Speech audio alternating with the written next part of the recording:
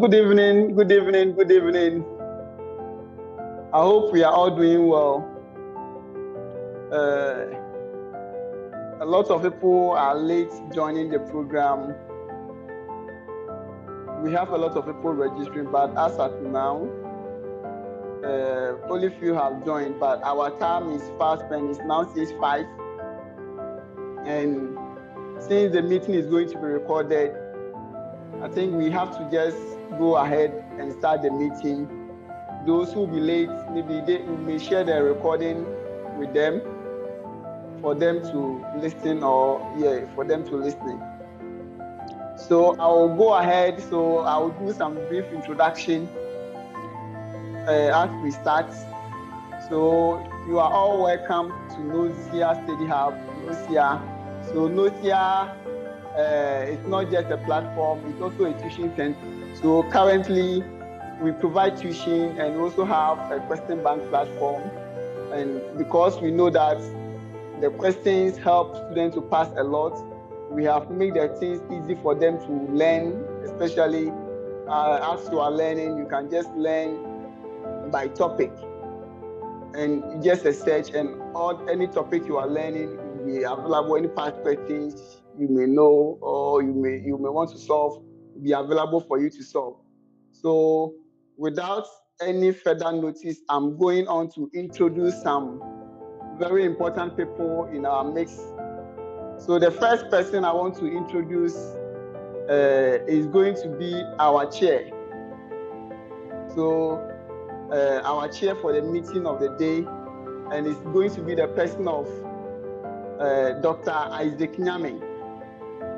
So, and we are deeply honored to have Dr. Isaac Nyame to chair this session. And he's a fellow of the Institute of Chartered Accountants Ghana, and is a well-respected figure in the accounting and taxation profession. He is a managing partner for ICAG, a firm of chartered accountants and tax practitioners. And he is also a former council member of the Institute of Chartered Accountants Ghana and has served in several leadership and currently even serving as the Dean of Tax Faculty and also chair of the Technical and Research Committee of ICAG Ghana and also the vice chair of the Admission Committee of ICAG Ghana. Beyond his leadership with ICAG Ghana, Dr. Nyame has worked with PwC Ghana, lectured at UPSA, that is University of Professional Studies, and Pentecost University, and currently serving as an adjunct lecturer at the African University College of Communication. We are privileged to have him share this important discussion and discuss with us his vast experience and insight. Apart from that, he's also an examiner, and not just an examiner, also a moderator for advanced taxation and principles of taxation. So, ladies and gentlemen, I want us to welcome Dr. Isaac Nyame, who is going to be our chair for today's session. So, Doc, please, you are welcome. And also want Doc to give us a brief remarks before we start the session. So, Doc, everything is on to you now. All right. Thank you very much, Stephen. Thank you. Sorry. Can you hear me? Yes, please. We can hear you, Doc. Okay, wonderful. Thank you so much for the opportunity to chair this gathering of students and candidates for the examinations, the ICAG examinations. I'm very grateful and delighted to serve as your chair. And then my remarks would be to say to everyone present here is that the essence is to make you closer to your exams and passing the exams. And so you can see that ICA in itself has gone through a lot of changes regarding the way the institute is basically predisposed to helping students to pass exams. At the moment, we have the question banks also on the ICA, prepared by the ICA. We have the manuals. We have a lot of resources now available. Examination is meant for students to demonstrate their ability to do and to do it well.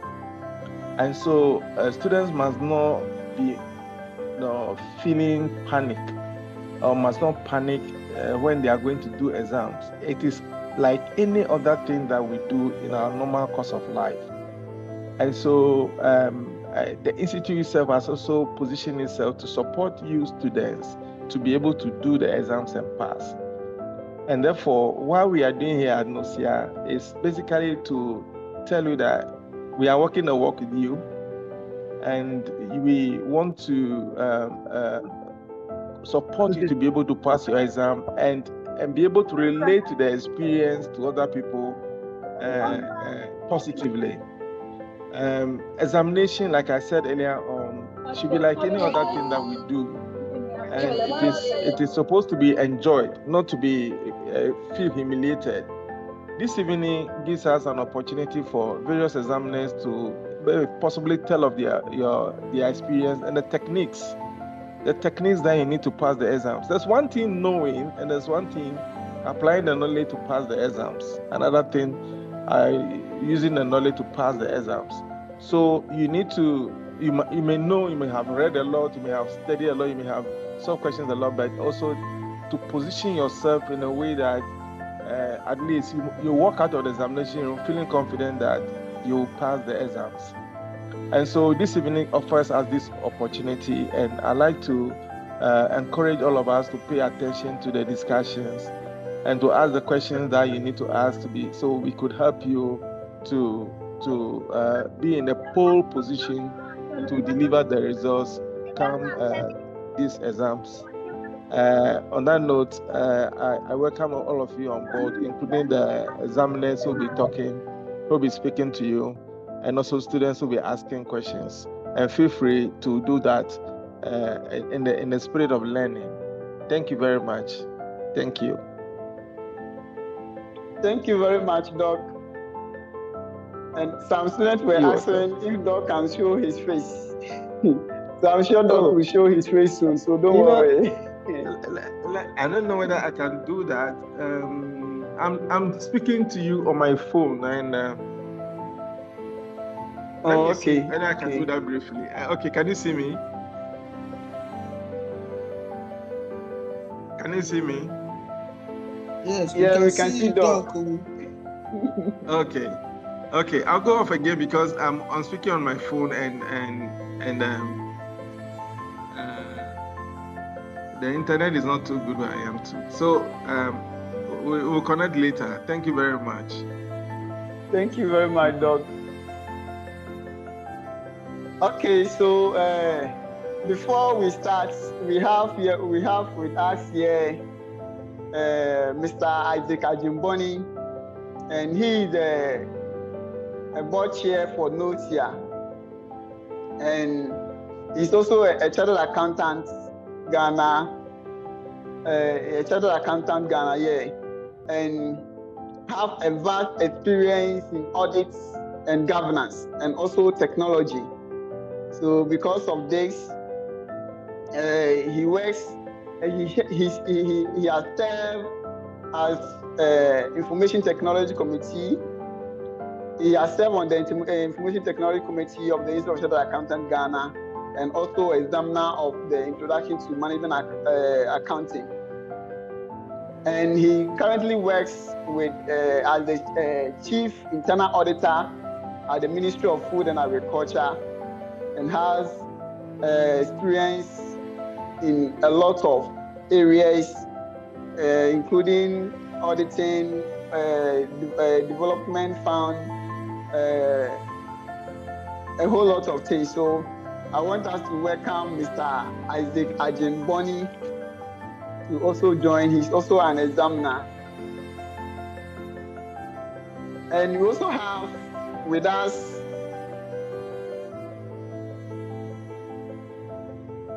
let me see whether he's in already. Yes. Thank you very much. I'm here. Okay, thank you. Welcome, Mr. Isaac. Then we also have with us Mr. Francis Ajin. So he's also a seasoned chartered accountant and also a lecturer, and has authored a lot of books in corporate reporting, financial reporting, taxation, and auditing, and currently works at the Ghana Audit Service, and has also served with the Finance and Strategy Development of Republic Bank, Ghana. So let's also welcome Mr. Francis Ajin. Then I don't know whether Mr. Asare Japan has already joined. He's also an examiner and worked with First Bank Ghana as the finance officer, and he's also an examiner. So let's welcome Mr. Asare Japan. Then also we have with us here Dixon Asan is also a tutor, and Dixon Asan is is well known in the public space, especially on the media. He has been interviewed on TV3 and a lot of places, and has a lot of followers also on LinkedIn. So he's also here, and also a tutor with Knowsia. And we have, I can see Mr. Asan. Okay, if you can show yourself to us.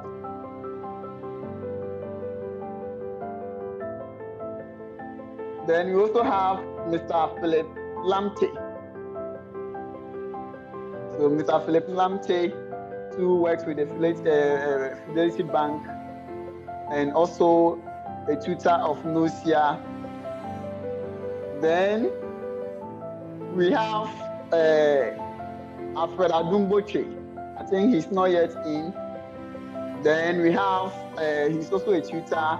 Then we have Right Lieutenant Alfred N.A. Buedu. So he's a soldier and a lawyer. So, and he's also a tutor with Knowsia.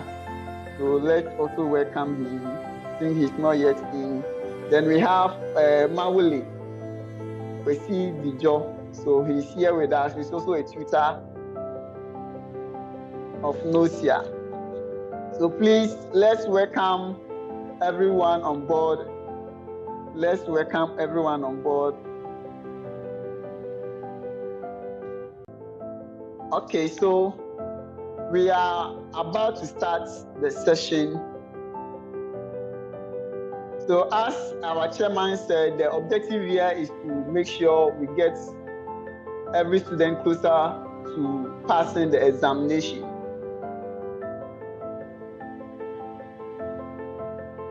So the objective here today is to ask any questions, any doubts you have. So you can ask anything at all and your answer will be given. So without anything, so the floor is open now. The floor is open now for any question. But before we start, I want Chairman to share his experience with us. So maybe we'll give each tutor each examiner 10 minutes to share their experiences, the mistakes the students always have been making, and what they recommend. Then afterwards, the student comes in and asks their questions. And I also forgot to introduce one person with us, Gabriel Josia. He's also he's a partner of Knowsia, and he's a chartered accountant, Nigeria. So he's also here with us. So Josia, please you can show your face to us to welcome you. And he's also a tutor of Knowsia. So Knowsia doesn't only teach ICAG Ghana, we are about to start ICAG Nigeria and other professional tuition. including CIT and also CIB. So we'll be doing all of them. So Josia, you are welcome. Thank you very much. Chair. All right, thank you very much. Can you see me? Good evening, everyone. Yeah, we can see you, Josia. All right, thank you very much. Thank you. Welcome. Thank you.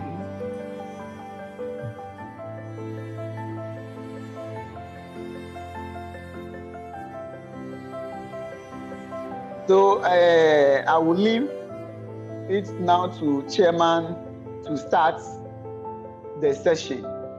So Chairman will share his experience. So he is also examiner for the taxation. So he will share his experience with us, advanced taxation and principles of taxation, and any mistake that mostly the students have been making and what is recommended for the students to be doing. Okay, thank you very much, Stephen. Thank you. Let me start in no particular order, but I have a few points that I want to start with, and then we can all join in and possibly from the other examiners. But my focus is much more on examination techniques. When you pick a typical examination script, and you see that a student starts very well, and in certain cases they start the first question, of course, and the best thing is to answer the easier ones, to warm the examiner's expectation. In other words, to make the examiner happy that he has started marking question. Your first question is likely to be your best question, followed by in that order.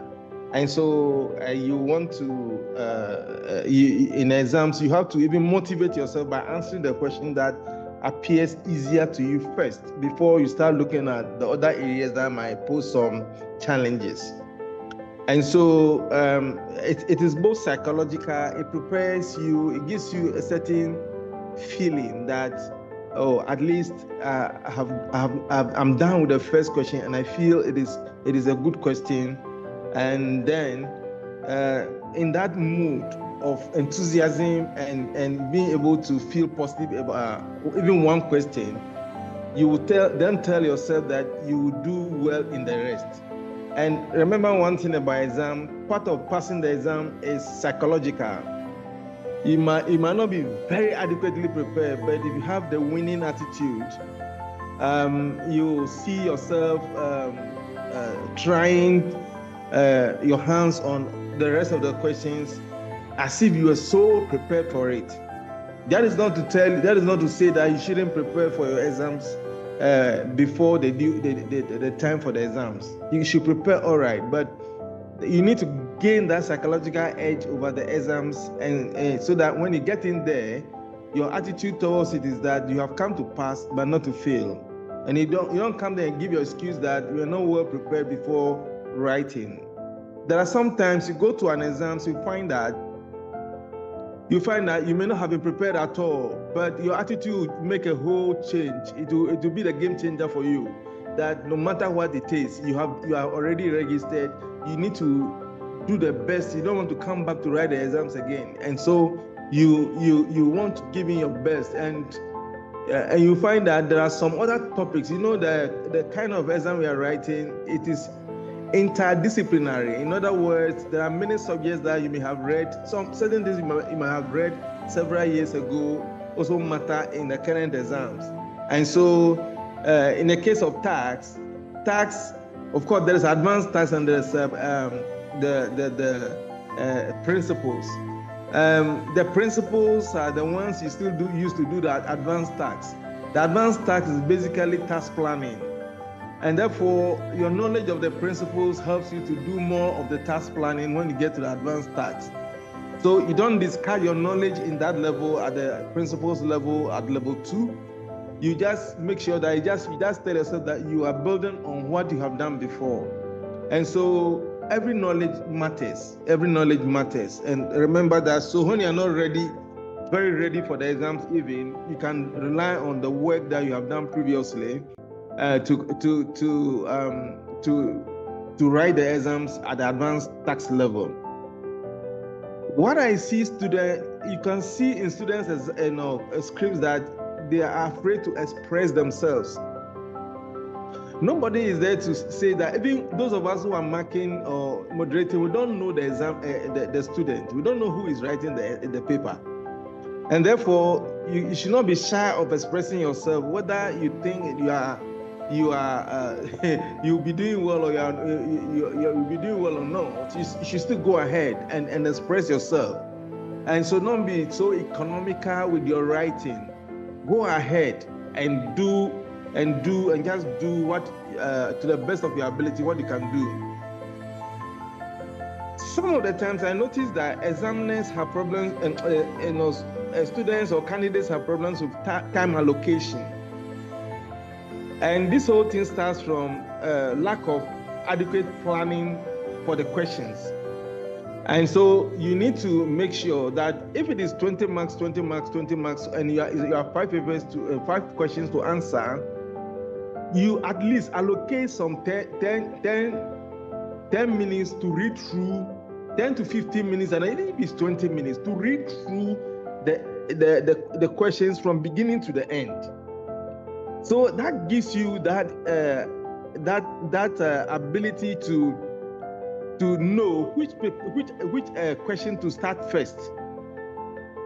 You see, you read from and if possible, read it 2 times, quickly 2 times, and you see your mind going around. And by the time you finish reading the second time, you would have been able to identify the question to answer first, and then followed by the second. So that planning must go through. You must do that planning. Having used 20 minutes or 15 minutes of your time already, then you know that the remaining time is for actually solving it. So divide it. You have to divide it. So assuming that you are allocating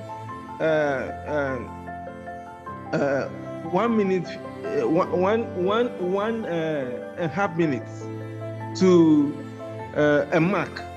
Assuming you are answering 6 marks questions, and so you have 1.5 minutes. Ideally, it is 1.8 minutes if you are not reading anything, if you're not reading the questions first. So you are basically taking 0.3 minutes. You take some minutes of the time from the 1.8, and that gives you 1.5 minutes per mark. And then you multiply it by the mark, and then that is the time you should invest. And when you have finished, so let's say you have based on that you have about 20 minutes to write the particular question, to answer the particular question. That 20 minutes, as soon as it's 20 minutes, please stop and go to the next question, in order that you can make sure you cover all the questions. And in most cases, they'll tell you answer all questions, especially in advanced tax, they'll tell you answer all questions. Then you have no option than to answer all questions. And it's a very important examination technique that you answer all questions, whether you know the question or not. And I have told you already that you can depend on your previous knowledge of the subject matter. And so your time allocation or time management is so important, so that if you can do all of this, work within that time, and possibly sometimes you see that you can even save some time and come and read through your answers. It's very, very important. Having said that about time allocation, you also have to look at the final level. There are certain verbs you have to take a look at the syllabus. If they are telling you evaluate, they are telling you that discuss, they are telling you have to get a proper meaning of these words, and just do that according to what has been stated in the syllabus. the use of the verbs that help you, because verbs are, we know, are doing words, that the verbs give you the instruction to follow. And so understand what you are being asked to do and just do that. If they were telling you, they are prepare a memo or prepare a report, you must have known by now the way reports should be prepared. You must also have known by now that you could have answered the same question without preparing a report, but there will be mark allocation for preparation of report or in a report format. All the examiner wants to see is that your answers are stated in a report format, and so you follow through in that manner, in that way. So the verbs matter. The verbs that if they say compare and contrast, that is something that you must be able to know what to write. And when you have the understanding of these verbs very well, you are able to approach the question very positively. Okay. I've also mentioned earlier on, the third point I want to talk about is about the answering all questions. You mustn't go to the exams and leave any question and say, I'm okay with the three questions, so I will not answer the rest. I mean, even though the time is not answered, but no matter whatever time constraint you have, you still have to answer. Try to put your pen to paper and answer the rest of the questions. Don't come across like you are okay with the first few questions you have answered, or if you have even answered 4 questions. Answering the 5th question, where it is said that the examiner, the examiner scored the student with 47 marks, and that's a question, that particular script is referred to a moderator. The moderator will attempt to be, and of course, you see that the moderators will be a bit more liberal with the marking scheme, and so we would want to see how best they can get you out to even score at least 50 and get a pass. And so he goes around looking for whether you have answered all the questions. Now, if you have answered only 4 and he has exhausted all the means to get you to pass, and he doesn't have that additional effort you have made to answer all the questions, it becomes difficult for you to pass. Then he may end up leaving you at 47, perhaps 48, and then he gets stuck there. Because moderators are also subject to further, let me say that the moderators are not the final, in case there's a problem with the paper and you ask for a remark, the moderator will be brought to question, especially his work will be questioned, and therefore he wants to make sure that whatever he is able to do for you as a student or candidate, he can justify it.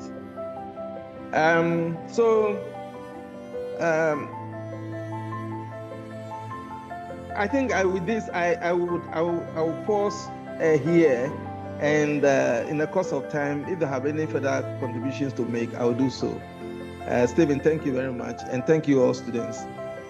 Thank you very much, Emma. Thank you for. So we've learned a lot. So we've learned that the examination is not just examination, but it's more of psychological. And anytime you are also answering the exams, you should wear the examiner's appetite by starting with the easy one, the one you think you can answer them easily. And we've also learned that we should not be afraid of expressing ourselves. And also learn about time allocation. We've learned about a whole lot of things. So thank you very much, Chairman. Thank you very much. So let's also, I have here with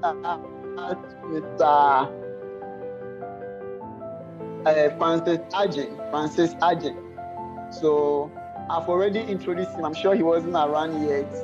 So Mr. Francis is also a chartered accountant, a seasoned one, and has been in the system for a long time and has taught a lot for a long time. And he has written books, a lot of books. So if you want to buy financial reporting book or corporate reporting book, you can contact me. And also have a book on taxation. And his current book is IFSAS in practice. IFSAS in practice. So anybody writing public sector accounting should get a copy of this book. And if you work, especially if you work in the public sector, you should also have a copy of this book. So, Mr. Francis, please, I want to also hear from your experience and the mistakes students have been doing and want to learn from you. So, Mr. Francis, please, you can unmute your mic and start talking now if you can hear me.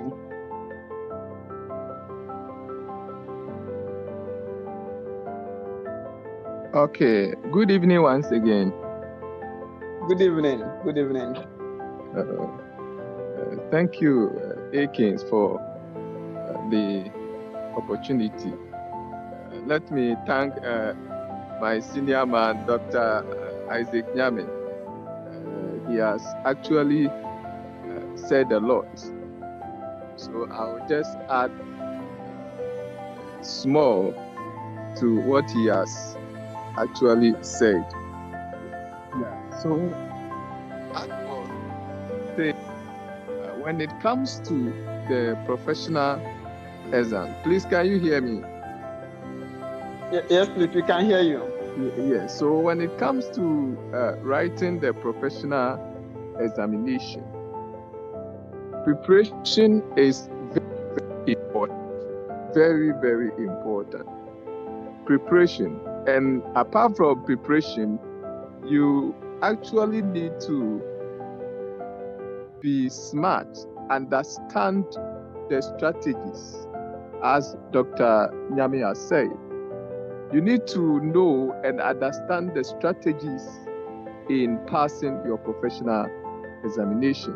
Now, what we have noticed is that many students nowadays specialize in some of the subject areas. So, because they specialize, when they go to the exams room and their area of specialization did not appear, then there is a problem. They wouldn't actually know what to even write. But that shouldn't be so. Once you are writing professional exams, you need to master all the core areas, all the subject areas. You need to master them and not to specialize in any area. For instance, the recent exams in corporate reporting, there was a question on cash flow. Before, there was a question on cash flow and most of the students couldn't solve. So they decided to bring the cash flow question again, because most of the students did not actually learn cash flow. They specialize in different subject areas other than cash flow. And so all that I want to say is that once you are writing the professional, what it means is that you need to be knowledgeable in all the subject areas. Okay? And so don't leave room for specialization. Try to understand every aspect of the subject areas. And one thing that I have actually noticed as far as marking the papers is concerned is that most of the students, maybe because of time constraint, they actually mix the questions. So you see question 1A, then under question 5, they will now write question 1B there. Now, when you do that, sometimes if you are not careful, the examiner may skip, or the examiner may think it is question 5. However, it is question 1B that you are solving under question 5. And so, clarity and logical presentation of your question is also very, very important in securing a good pass. And so, basically, these are the things you need to know you need to be strategic. You need to master all the subject areas. Don't specialize in some of the topics. Make sure that you understand each part of the topic, okay? And then the examination will try to answer all questions, as Doctor said, and make sure that you present a logical presentation of your questions. And with that, I think you'll be on a good ground to pass. Sure. Yeah.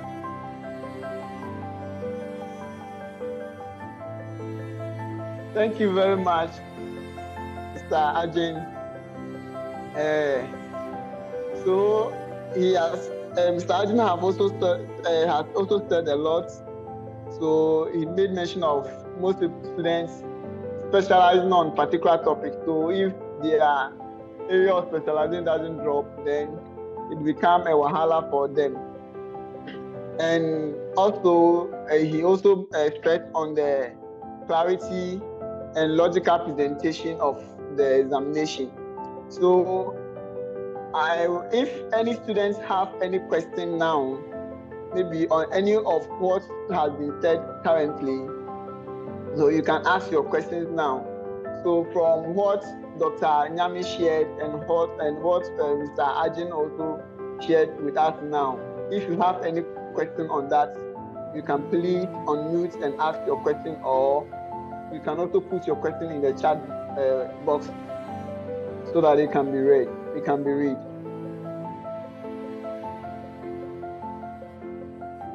So, Mr. Francis, I have a question that I want to ask first. So, okay.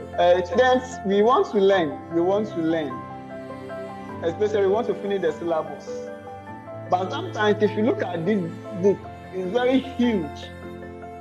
So, is there any best way to cover the syllabus, or is there any smart way to learn proper to be able to specialize all areas? Okay.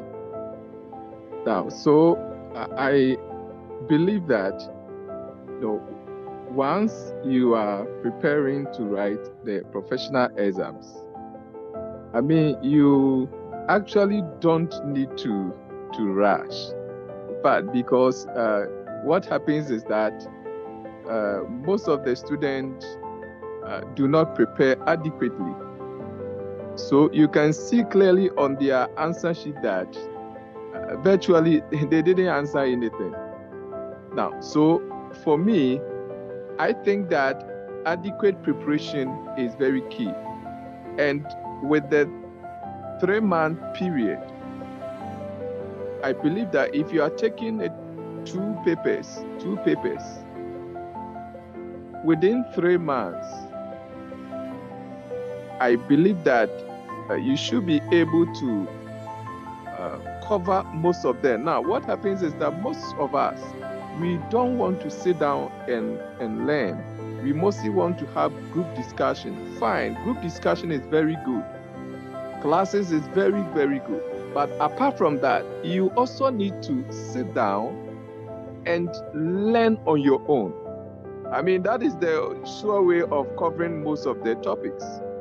Because sometimes it is not always possible for the lecturer or the tutor to cover all the topics. Majority of the responsibility behoves on you, the student, to also learn on your own and make sure that you cover all the subject areas. And in case you don't understand any part of the subject area, you can have a group discussion on that. And so I believe that learning on your own, having time, sometimes you have to sacrifice. You have to sleep maybe 4 hours for that purpose. And we need to do that. And once you have that in mind, I believe that you should be able to cover the syllabus. Okay, so I want to ask you this question again, because I know you are a very learned person. Because one person, you are a chartered accountant, you are chartered management accountant, that is the CIMA, and you are also a chartered tax practitioner, a chartered banker. So it means that you should be learning a lot. So please, can you share with the students here what is the best way to learn? Okay, so for me, I believe that it all depends and is relative. There are some people they have to spend more time to grasp certain areas. There are others too, they don't spend so much time. Okay, so for me, the most important thing first is to know yourself. Me, for instance, I mostly wake up around 3, and especially in the dawn, and learn up to 6 o'clock. So that is the time I normally study. And most of the time, within that 3 hours, I can cover a lot of pages, a lot.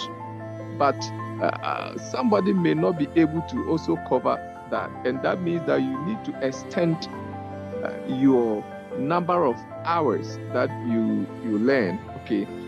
And also, there should be no distraction.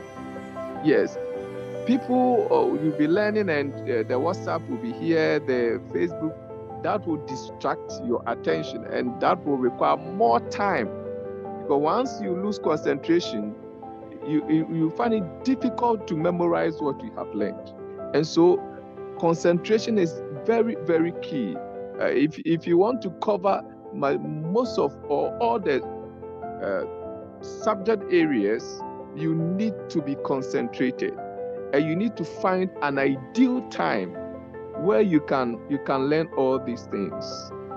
So for me, the most important thing is knowing your capacity and adjusting it accordingly, your time to suit your capacity.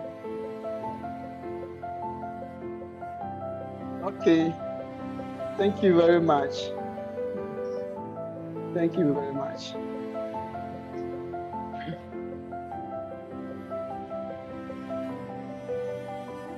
Okay, so I want to know if Japan Asare has already joined us so that he can share his experience with us. If not, we have Mr. Philip Lamte here. So he's also has been a tutor for a long time and has been teaching strategic case study. So we also want him to share something with us, what students should be focusing on. So Mr. Philip Lamte, please, if you can share something little with us. Then Mr. Dixon too should be getting prepared. And before we'll finalize it with my boss, my senior boss, Mr. Isaac Ajimboni.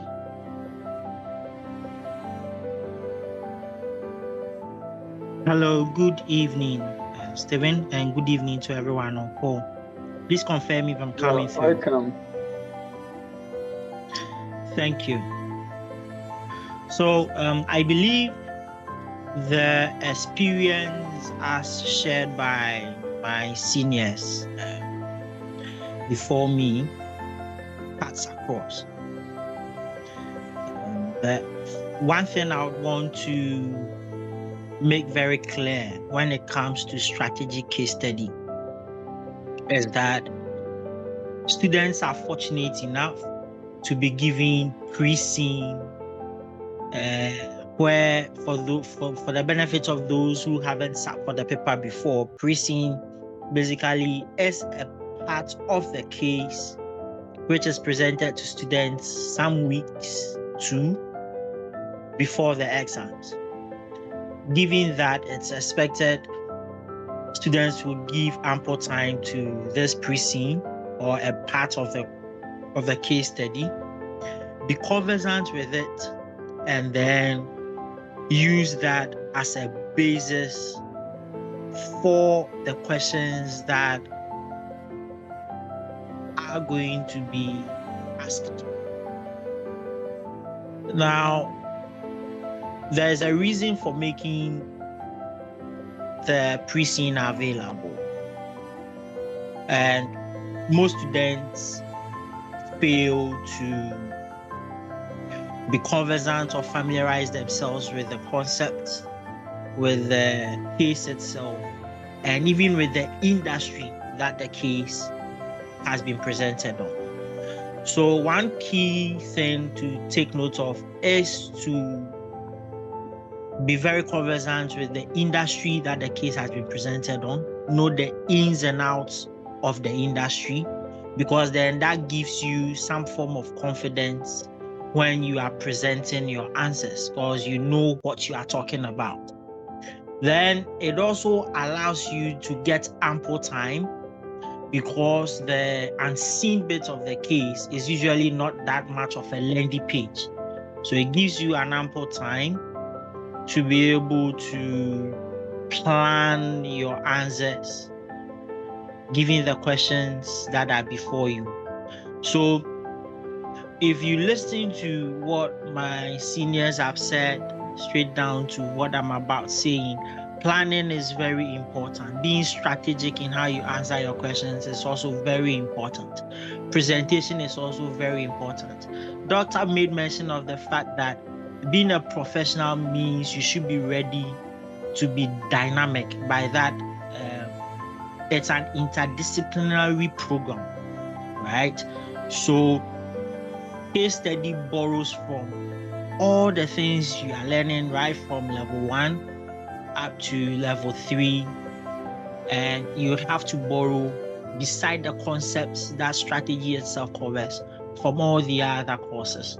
So it's very important that once you come across models, you do not just pick those models to understand them, to answer questions and pass those papers and leave them there. The concepts are expected to be imbibed in you. You are expected to understand these concepts to core. What I usually tell my students is that when you are learning, how do you learn it? Do you learn it as though I just want to pass and go? Or you learn it such that when someone approaches you that this is something I've come across, I do not understand it, will you be in the position to explain it to that person to the best of your abilities? And that is how I always advise people to learn. Learn as though you are going to teach yourself. Learn as though you have a presentation to do. That way you have your concept. Another thing that Dr. made mention of, which has to do with sometimes the ask being having to even write reports. You realize that saying interdisciplinary, you are bringing your comm skills, you are bringing your comprehension and all that to bear here. So it's important we keep ourselves abreast. It's important we also know that as professionals, it doesn't matter what industry we are being asked questions on. It's expected that we know it all, for the lack of better words. But we are solution providers as chartered accountants, and that is what we are there for. Whenever there are problems, we should be in the position to solve them. We should be in the position to propose solutions, and lasting ones, of course, to these challenges. And that is what case study is all about. Some people do have rights when it comes to case study, but trust me, it happens to be one of the easiest to pass. Right. So thank you, Stephen. And that is what I have to say for now. Thank you. Wow. So now we know that the case study is the easiest to pass paper. So one question I want to ask, okay, so now any students can ask any question, please. The session is a Q&A session. That is the question and answers. So please be asking your questions. What is your most challenge in the examination? So ask your any question, and you have the examiners here to answer you, and the tutors here, a lot of experienced tutors are here with us. So please ask your question, any question that you think it bothers you, or anything that you have any doubt on, or any subject area. Okay, so as you are preparing your questions, I would like to invite Mr. Dixon Asan to also share his experience in studies with us, how he has been learning, how you have been learning, and how you think it's mostly helpful for students to easily pass the exams. So, Mr. Asan. Yes, thank you for the opportunity, and good evening to my seniors and, of course, our students and students to be. So, for me, my first call, I think someone mentioned it briefly, but it's an aspect of the professional exam that we normally neglect. And I know it doesn't, what I'm going to talk about doesn't happen just in a day, but it is a conscious effort that you have to do.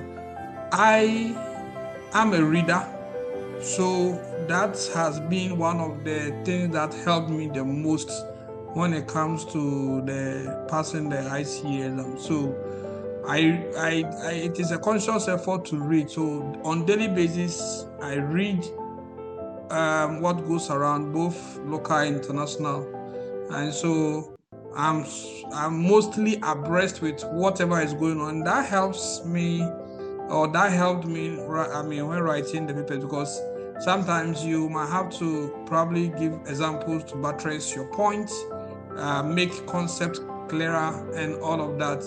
And when you have read a lot and you understand, then it helps. And again, there are certain basic stuff that, once you are writing the professional exam, you should know. For example, how to write even a memo. Okay, how to write a memo. Probably you are writing corporate reporting. You are asked to, maybe as part of the ratio of financial analysis part, probably you are asked to send a memo to management or whatever it is. At least you should understand that it's a memo. You should know, okay, what the structure is and all of these things. And then you should be able to know, when it comes to writing, you are writing to management. Management, they don't have time. So it means that the core information, you have to bring them, forward. And it helps because as the examiner is reading, the examiner is also aware that to write better. So even if you have nothing, and let me say this, I know I failed corporate reporting for the first paper I wrote. I think I had 37, and the second time I passed it. And I think one of the things that helped me especially was the analysis part, because yes, I could write and explain whatever it is. So it is important that as we prepare to write these professional exams, it should helps for you to read about what is going on around you. For example, Bank of Ghana, they are always issuing stuff like this and like that. It helps, at least it gives you what is going on. So even in the exam, if you need to bring examples to buttress, especially with the case study, to buttress your point, you can actually do so. And the second thing I'll talk about, obviously, is the preparation. Some of us, I joined ICA as a scholarship student, and so you see, sometimes when you are young, excuse me to say, you are foolish in the mind, because you think, I'm a scholarship student, so I'll do it, I'll do that. So you don't really pay attention to sit down and really learn the thing, because you thought, okay, probably because you did well in the university, it will automatically translate into passing the exam with some finesse or excellence or whatever it is. But truly speaking, the papers will humble you if you are not humble enough to sit down and read to understand the concepts so well, so that when you are asked, you will be able to produce. And again, because sometimes we work, it means that your time is constrained. But I've always been saying that 24 hours a day, 24 hours, even if you work 8 hours, maximum 9. Take traffic and other things, you spend like 10 hours, okay? You still have 14 hours, and you can spend just 2 hours or 3 hours of this just learning maybe a key concept in, let's say, consolidation, or maybe in business valuation, or whatever it is that you want to learn. If you don't do it this way and you want to cramp, so that when the exam is about due, you think, oh, maybe let me go for intervention at Knowsia and it will help me. I'm telling you that you might get something, but that something will not be enough for you to pass. So it means you start early as possible, spend time learning on your own, and also spend time, in group studies, because sometimes it helps you to also get knowledge from others. And then the last point is that the truth is that you fail some papers. I mean, you might fail some papers. The tendency that you fail some papers is quite high. And for me, when you fail a professional exam, for me, it's not a measure of how intelligent you are or whatever it is. There are so many factors, as have been enumerated by earlier speakers, that can lead to your failure. But once you do that, you should be motivated, because normally the more you fail, the more you become a specialist even in the area, and it helps you professionally once you get to the field and you need to demonstrate that knowledge on the job. So yes, these three things: read wide, first point. Second point, yes, spend time, 24 hours, at least 2-3 hours in a day that's a time that you are very sharp. I'm sharp when I wake up. Once it gets to this evening, my eyes are already sleeping, so I'm not too sharp at that time. And then when you fill the paper, it is not the end of the world. Just get at it again. You go until you pass it. And then I think once you do these things with the other points raised, you should be fine to pass your papers. Not just pass, but also become a consummate chartered accountant as well. Okay, thank you, Mr. Hassan. Thank you for a nice experience and a nice presentation. So there is a question, and the question is, what do examiners really look for when awarding marks? So this question goes to Dr. Nyame and Mr. Ajin. So what do examiners really look for when awarding marks? Okay.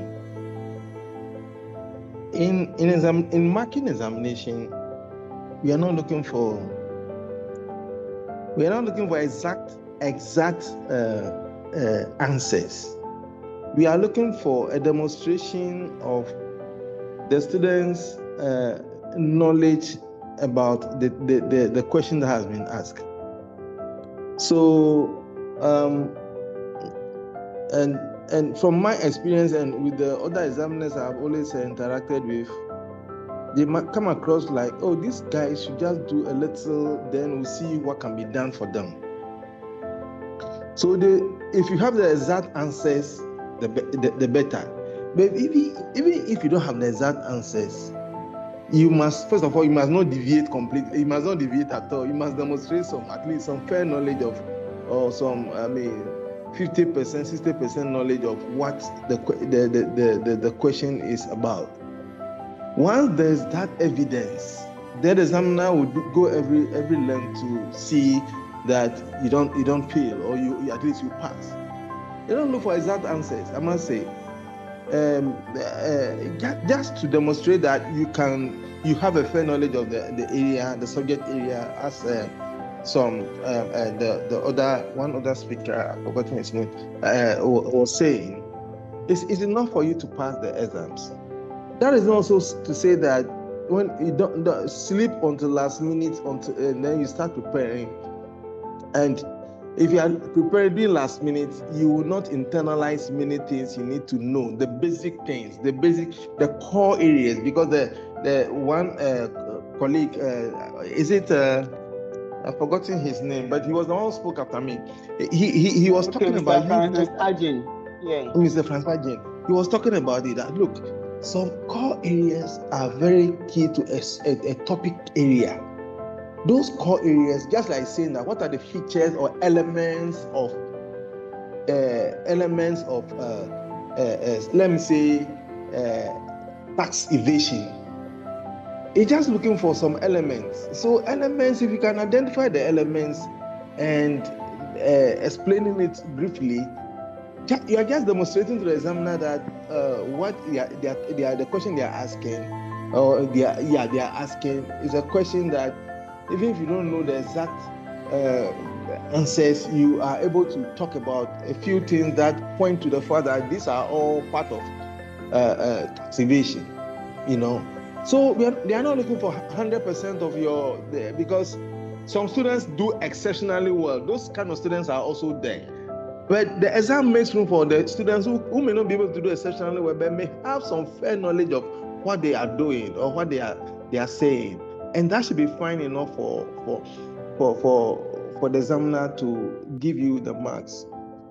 Remember, the examiner is not looking for a perfect answer from you. It's not. Just make sure that you don't go out of the way to talk about things that are unrelated. Be straightforward as much as possible, but just say, just make sure that you do what the subject area you're talking about. If they are looking for features or something, or if you are learning, look for the features of a particular topic you are learning, and that is what you should attempt to internalize as part of your preparation. Okay, so that when you go, even if you forget, I don't believe in rote learning where you chew and that sort of thing.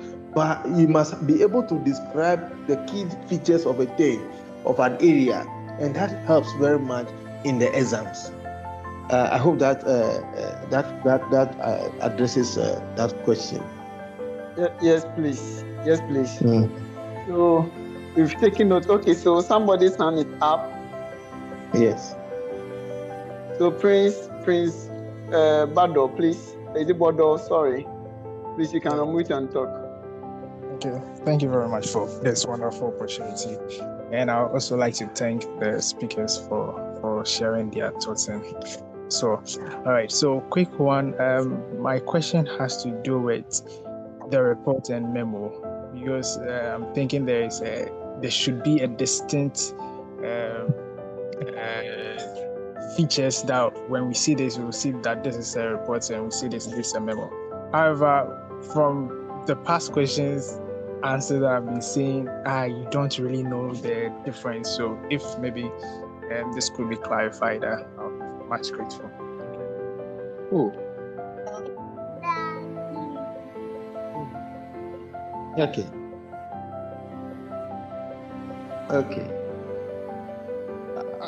Can I go ahead and? Yes, please. You can go ahead. Okay. Francis, first of all, know that a memo is an internal document. A memo is an internal document, and therefore, I think the small girl is hanging around Francis. Okay, thank you, Francis. So a memo is an internal document from an employee to another employee. For them, even the CEO is an employee. So let's take it that you have the CEO there, and you need to make a request to the CEO, and it's coming from you, the manager in charge of finance. Perhaps it's a request for some funds for a project. So in this memo, you're going to address the memo. Of course, in some organizations, they have their internal letterhead that others is just a normal sheet of paper that, and it must have from a memo from who? From manager finance or investment to who? To the CEO. There must be a date. Today's date being 16th October. There must also be a subject. So a request for and be specific as possible for in memo. A request for 50 million Ghana cedis for investment in whatever project you are talking about. So that is basically the subject. Then you would do an introduction. In the introduction, so you have done from to date subjects, and then now the body of the memo. And the body of the memo must have an introduction that reference to our discussion discussion regarding this project. I wish to formally put in an application for funds for 50 million Ghana cedis for purposes of initiating the project and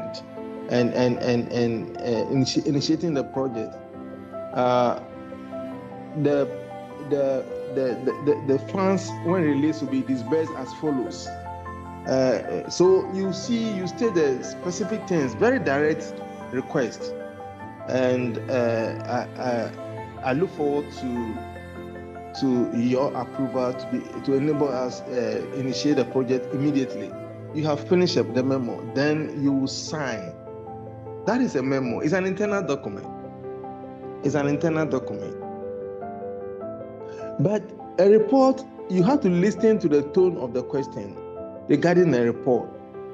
A report, is it a report on an investigation you have undertaken? Is it a report on, and most of the time the report may not be, the report may be going to a party within the organization or outside the organization. So as a tax consultant, write a report regarding the tax health check you conducted for purposes of acquisition of the target company as a tax consultant. So that means that you did a tax, it's not a tax check, but rather a tax due diligence. A tax due diligence. So when you are doing the report, you go straight to tax due diligence. That's the subject. Report on tax due diligence. Of course, it must be hopefully it must have a title of the report. The title of a report. You don't do two from all those things. You don't do all of that. The title of a report. So the title is report on due diligence, tax due diligence conducted on the acquisition of the target company. Then after having done that, then the report will go to the introduction. I believe what I'm saying, my colleagues can also add here and there to just make sure that our students get a very good view of the whole thing. So you must have a title. You must have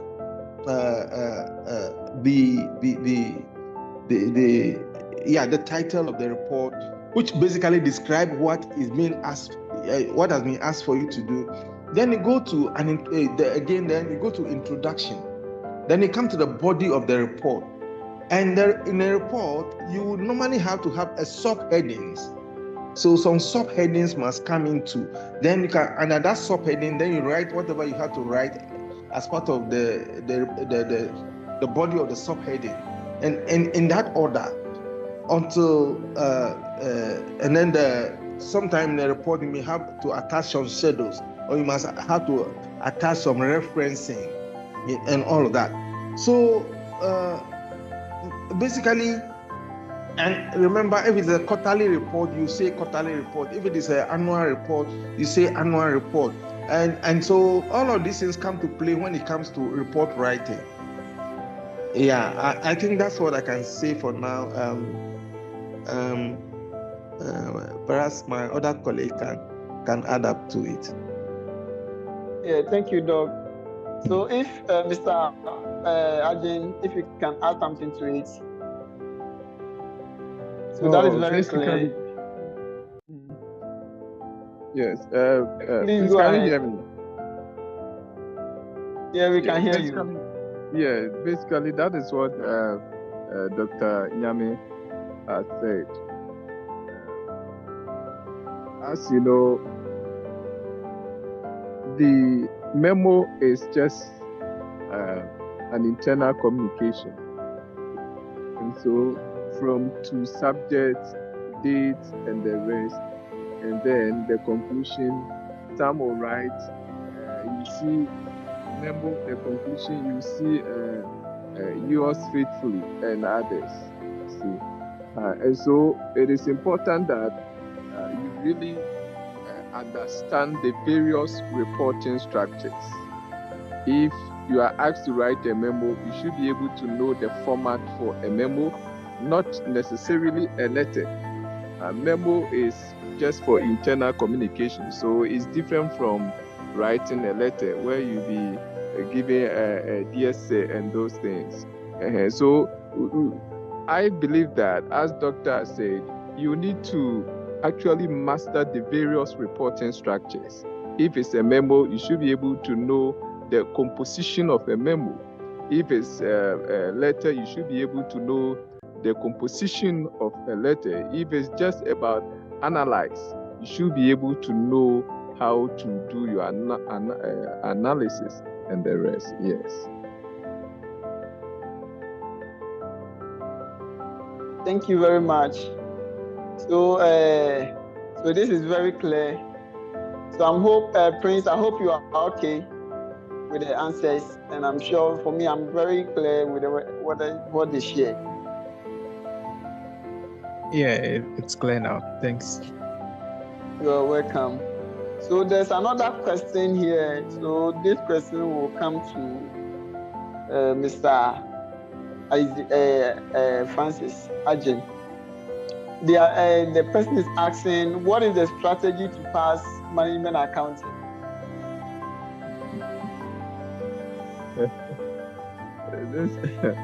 So I know management accounting is a challenge to many students. In fact, one of the strategies to pass management accounting is to master the past questions. How the questions are solved, how, and understanding how it is solved. So it's not just about mastering. You need to really understand how it is solved. What happens is that, many students mostly rely on textbooks without mastering the past questions.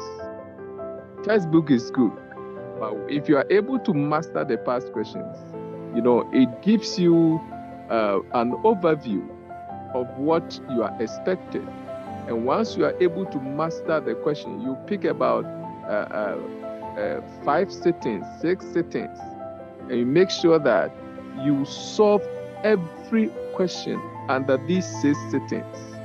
You should be able to answer most of the questions, even though you not get a detailed question. However, once you have been able to solve about 5 sitting questions, it will give you an upper hand to be able to pass your management accounting. So for me, I think that in using your textbooks and classes, add the past question, try and solve the question and understand how the figures are arrived at. And with that, I believe that you should be able to pass. Wonderful. Thank you very much. Can I add a little bit to this? Yes, please. Yes, please. Yes. Thank you very much, Francis. And it's one of the things I wanted to say in closing, but since you are discussing it, what I've noticed about examination is that when you have seen a past question before, and even if they sort of tweak that past question, you already have a psychological edge because your eyes have seen it before. Your eyes have seen it before, and suddenly you will wake up to it and say, "Oh, this thing, I think I've seen it before. I can do it." So, if compare that one to if you are seeing the thing for the first time, you now have to think to know whether this is the direction to go or that is the direction to go. And in the process, you might even end up wasting time, precious time, to be thinking about strategy, as my brother said earlier on. So the more and life is about exposure. The more exposed you are, the more confident you become. Okay, the more exposed you are, of course, there are people who are born confident. That you can't take it away from them. But there are some people who need to get exposed to be able to get that level of confidence they want to be able to do things. So if you have seen it before, so that is why around this time to the exam, you rather don't focus on reading, but you go to past questions and start exercising your wrist in solving questions.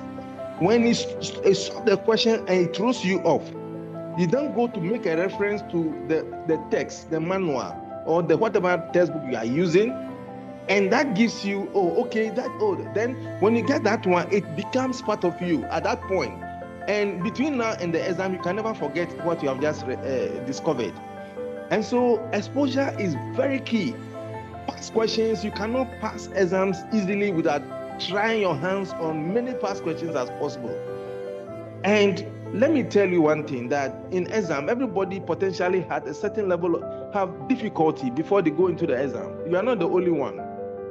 Therefore, you are going in there, not because you are thinking that other people have the same difficulty, that you tell us, that all of us have similar situation. We are in a similar environment, we face similar situation, but you give off your best.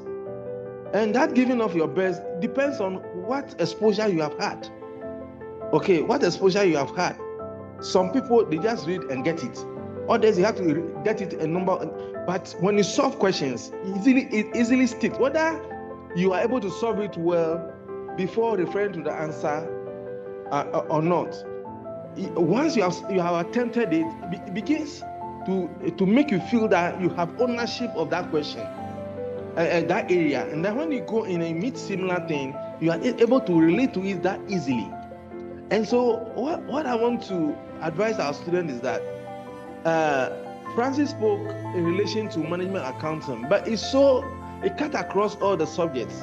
Where you have seen something before and you go in, you already are at home with what you are coming to see, especially even if a quarter of it comes in the exams. You are able to feel that because you know the quarter of it, you can try the rest and add up to be able to get to get some reasonable marks that will help you to pass. So please make sure that from now till you do the exams or you go into the exam, it is questions. And was it Francis or one of us spoke about our own time, the time that is best suited for us. You cannot be running around for lectures here, lectures there, this one here, this one there, and you will not have your own time where you take ownership of the learning for yourself. That is very, very key. It's so key that you take ownership and say, this is what I have, from all that I have gathered around, this is what I think is what you are going to take to the exams. When you do that, you see your confidence level grows. And then again, I say examination is psychological. When you have that kind of feeling, I can tell you that even if the exam is so difficult, you go in there and do your best and pass the exam. Thank you. Thank you very much. Thank you very much. I think we fit on very important things. I remember that was in 2015 when I was writing the financial management paper. The last question, I think the last study we did, we thought for a particular question, and when we went to the examination, a similar question was there, and that was my first question I attempted. So past questions, solving past questions really helped a lot.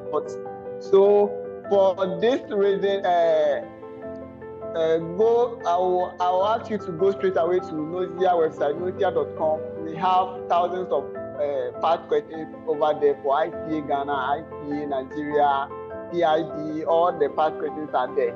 And this one, it is easy for you. You don't have to be going to search maybe which year did this question came or which year did this question came. You can just filter and sort any question you want to solve on any topic. So if you are learning on maybe marginal costing and you want to solve all marginal costing questions that have come before, every question that has come before will just pop up for you to go through, and it will help you to also master. So for that reason, any of you, so I'll put my number across. It will be my WhatsApp number. It shouldn't be my mobile number. So you can send me a message to get a 30% discount to buy for the 1 month. So we have the premium and also the starter. The starter is about 99 cedis, very cheap. 99 cedis per month. So it's very cheap. So you can just buy that one and start solving. You only have 1 month, less than 1 month to write the exam. So just buy one for the month, and you have access to solve thousands of questions available to you. So thank you very much, Mr. Francis, and thank you very much, Doc. So there's another question coming from Daniel Sobojo. So please, I want to know if there are any avenues where the online examination will be taken. Okay, so this is a part one student. So he's asking whether there will be an online avenue where the examination can be taken. So Doc, can you help us with this question? Is ICA providing a center whereby people can go there and write the examination? Well, I'm not sure. I think it would be better to call ICA and talk to the examinations or the student services.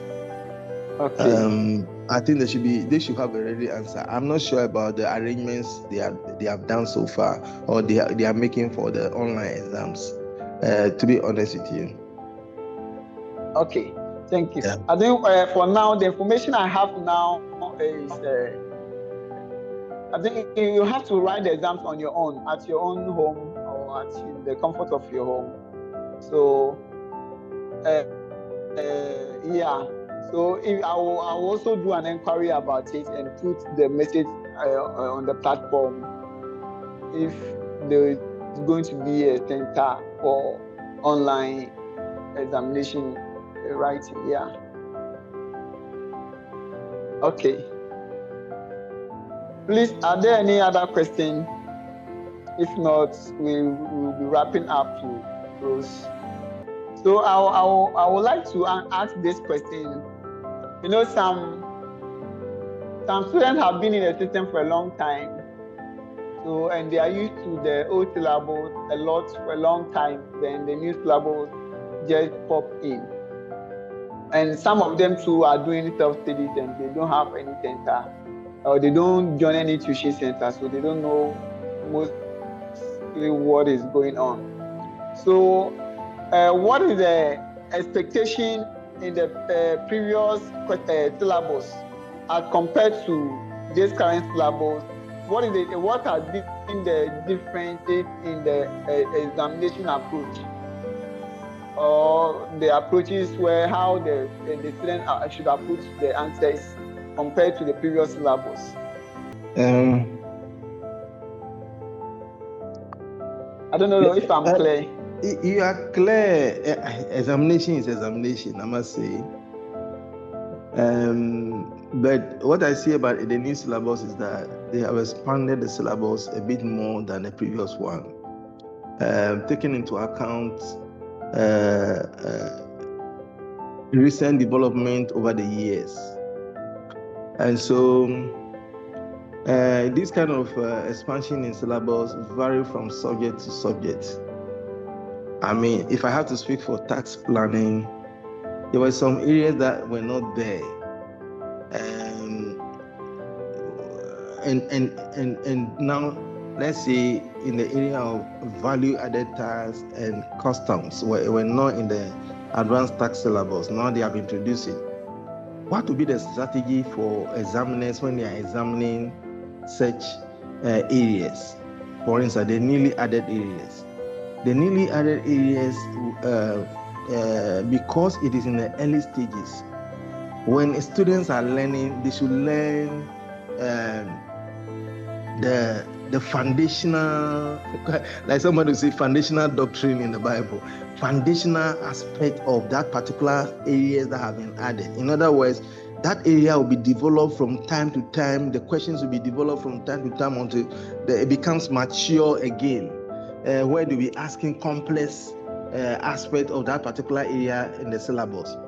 And so learn the basics well to be able to explain your understanding of that area. If there are calculations to be introduced, and there can be calculations in VAT, there can be calculations in customs. There are some other areas that have been introduced. Make sure you learn the areas in terms of the basic features of that particular that core area that has been introduced, and don't go too far into it, so that because the examiners will, by strategy, try to develop, like I said, they'll try to develop that particular part of the syllabus with examination questions, and so you see that over time they keep asking a little more, with a little more difficulty, and be introduced to it until such a time that they feel that they can now blow it out and ask questions that from every aspect of that particular subject area or topic area. And so perhaps that should be the approach. You go and learn plenty complex things, and if you have time, fine, then you can learn everything. But if you don't, then you have to be more economical with the use of your time, making sure that as for the basic areas, you are on top of that. But of course, the response to all the answers to the examination questions will always be dictated by those kind of, like I said before, the verbs, the instructions. You follow the instructions well, and then you try and answer the questions according to, provide your answers according to the question being asked. I think that's what I see on this. Thank you.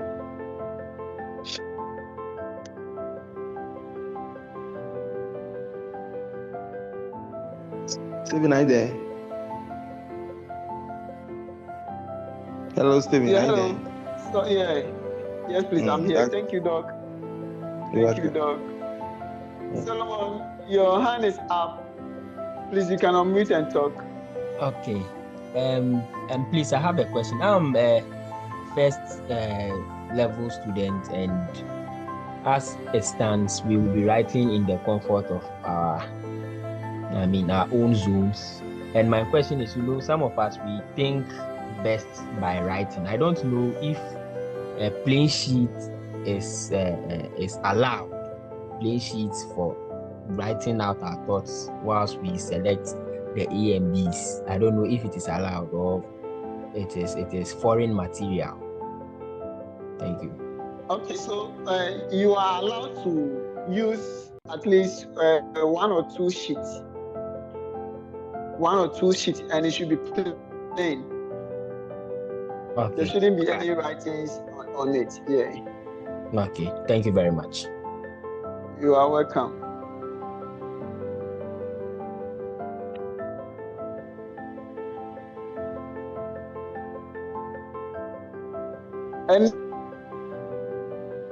Any question again?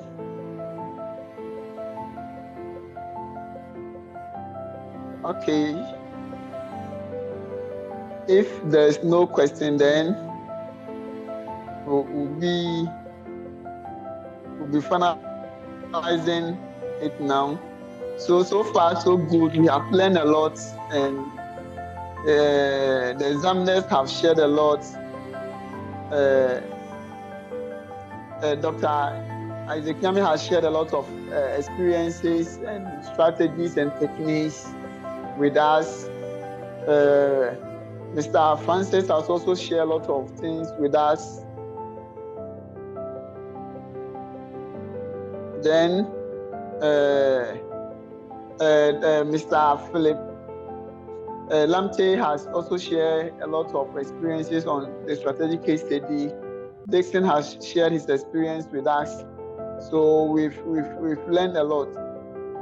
So I think there's a final question here. Let me read that one, then we will finalize everything.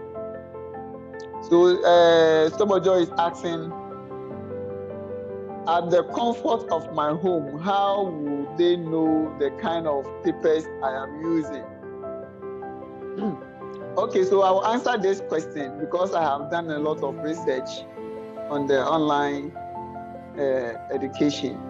So at the comfort of your home, the exams you are going to write, there's going to be an online invigilator, the online invigilator. So it uses your what do you call your webcam. So your webcam, your camera on your laptop, or the webcam you fix to your desktop, it uses that. So it records every sound, every movement, and if you turn your face, it will tell you that you have shifted your face. It will prompt you. So he knows whatever is happening in your surrounding once the camera is turned on. So that is why they also recommend that you should have a good lighting. So if you don't have light in your home, make sure you open your window for the daylight to come in, so that it will be clear. If it is not clear, it can easily cut you off. It can easily cut you off. So please take notice of that. So if you are clear, if it's okay with you, if not, maybe I will expand it further. I mean, sorry, just to let a person understand that you are writing a professional exam to become a chartered accountant. The hallmark of the profession is integrity. Come again. No, I'm just telling the person that he's writing he's writing a professional exam to become a chartered accountant. The hallmark of the profession is integrity. And so whether you have online supervisor or not, just put it at the back of your mind that you are not going to find ways and means to cheat the system, because you can cheat today, but tomorrow will cheat you. And you can mark this word that I'm giving you, because at the end of the day, there's no shortcut. Do what you can, and then the rest will take care of itself. Thank you, Dixon. Thank you, Mr. Hassan. Okay, so any other question? Yes, please. And this has brought in our system, there's this light outs and outages and all. So I hope in the case of a light out, or maybe, of course, I know we are supposed to use a stable internet, but this is Ghana, where sometimes things go wrong pertaining to our networks and things like that. So what are some of the measures in place if you are aware of some of these things? Okay, so the ICA has provided some two email address. So if you are facing any issue, just send an email through that, and they also have provided some emergency number, so you can easily call that number that if you are facing a challenge.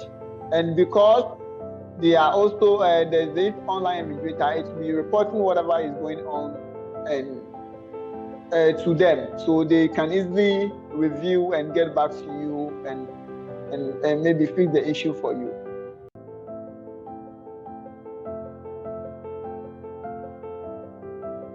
So I think this will be the third time they'll be writing. The first one was it in March? Okay, this will be the second. Yeah, this is the second. The first one was in March, second was in July. So this is the third time you are writing. So it means that there has been other factors. Yeah, there has been about 2 successful sessions. So the experience is growing.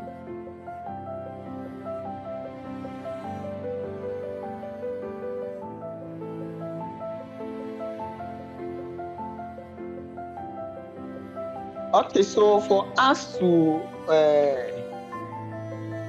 end the session, as we are ending the session, maybe we'll ask our doctor, we'll ask Doc to share with us, and Mr. Francis and all other tutors to share with us some short golden rule or a piece of advice for the candidates preparing for the examination.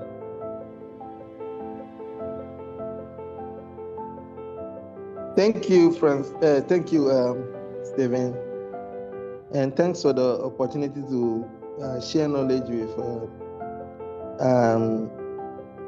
our cherished students or candidates who are taking the November exams. As for exams, they are normal things. You should not take it too seriously, but with adequate preparation, don't create anxiety for yourself. I mean, you make it look too important that if you don't do it like this, that sort of thing. I mean, just take it that you're going to go in there and you'll pass. So be relaxed about it. But of course, you must also prepare. Francis made that point very strongly, that you must prepare. Success precedes preparation. That one, no two ways about that. If you decide and avoid shortcut, I mean, one other colleague made mention of that shortcut thing where you want to cheat. Cheating will bring disgrace to you, and even if you cheat to pass, it will show up one day in your work and your approach to life. And so this is a very important career we are in. We don't want to go and be making mistakes in life after we have gone through this strenuous process of learning and passing exams. And so that advice, please take it seriously. Then again, Francis made a point relating to ensuring that you master the core areas. I mean, you master all the core areas in every because the syllabus is a lot of things to do within 3 months or so, effectively within 3 months. And some of you are even working while studying. Some of you are engaged in different things, and which there are things you cannot avoid. And so, how do you go about learning that? Learn a bit of everything. Learn a bit of and when I say a bit of everything, the core areas of all the topical areas. So you would have been covering the whole syllabus. It pays to cover the syllabus than to just focus on a few areas of the syllabus. If that doesn't come, then you are lost. You have no the last but not the least is to tell you that get exposed to examination questions. We have a lot of questions that even under the old syllabus, if once the syllabus relate to the current syllabus has something to do with the old syllabus, and those questions are there, please use them to practice a lot more questions, and let the questions direct you to know what research to make in order to beef up your knowledge. It's very important. Now, when you enter, last but not the least, is that when you enter the examination room, don't look at people's body language to influence the way you go about your work. You must have your original strategy and plan. you are there alone to solve your own problem.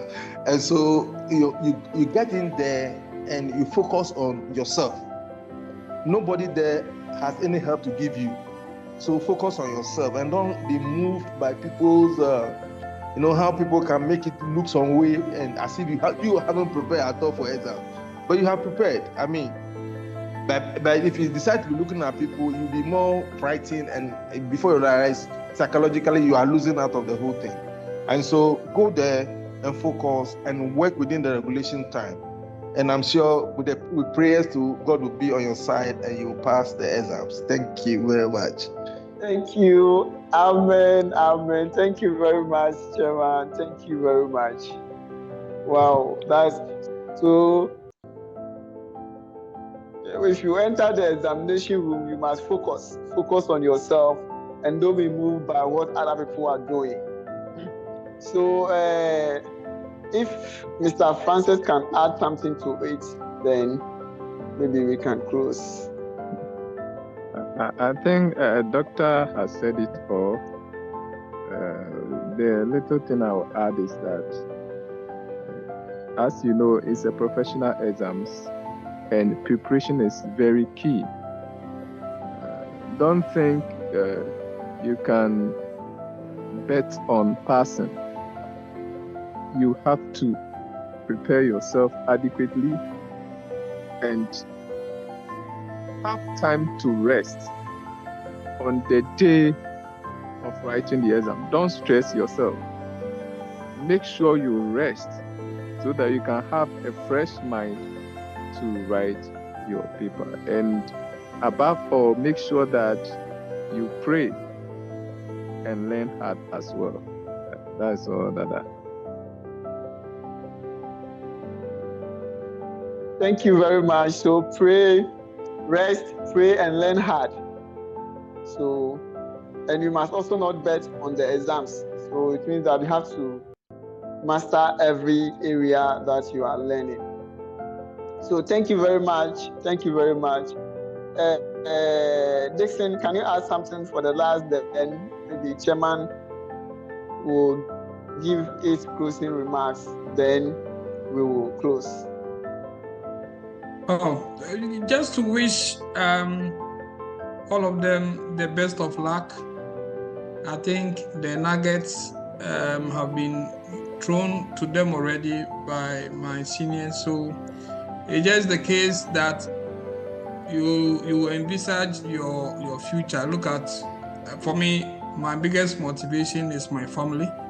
So anytime I'm preparing for exam, I'm doing whatever I'm doing, that is where I'm looking at, because I have 8 siblings after me. So that is my motivation. So find your own motivation, and then that should encourage you to learn and do your best within the circumstances.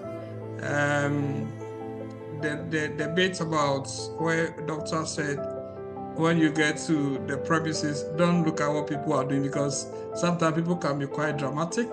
And then if you don't take care, you might think, Charlie, but truly speaking, you dig deep and it's just superficial. So just look at yourself. If you think people's whatever will influence you negatively, you can come in last minute. You come in last minute. You don't get to the premises, but you are around the premises, such that once it is about time, you just come in.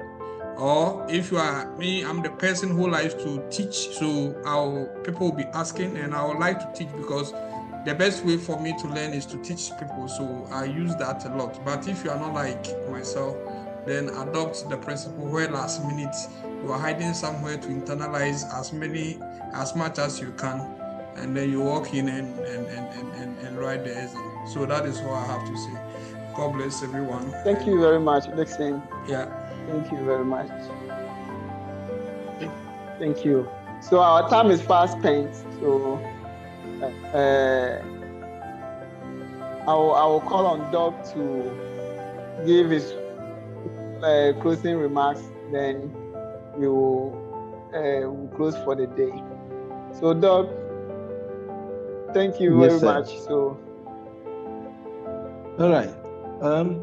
I think our friends have heard the advice that came from the various speakers, and